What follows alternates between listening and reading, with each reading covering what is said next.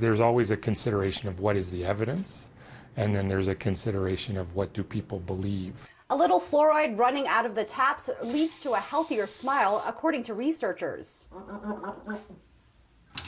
But Canadian cities are still debating whether to put it back in the water, despite studies that say removing it causes more tooth decay.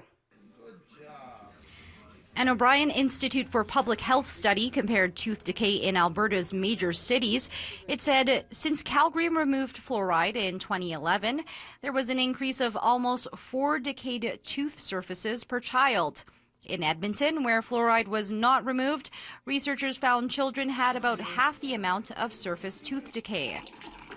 And it's offering to have researchers gather health, economic, and ethical information around fluoridated water, as Calgary City Hall decides on whether it even wants to hear more information on the subject. Because it's really confusing now. In the last couple of weeks, there have been a series of op-eds in the Calgary Herald, and the op-eds present opposing views on the benefits and risks of fluoride. And I'm sure for the general public, it's very confusing. In December, the city of Windsor voted to bring back fluoride into the water 5 years after it decided to remove it. And in London, Ontario, earlier this month, a city councillor suggested lowering the level of fluoride to just below the Health Canada recommendations of 0.7 parts per million. Galley says there have been concerns fluoride in water can affect the thyroid gland and bone health, but he says the evidence of possible risks are limited.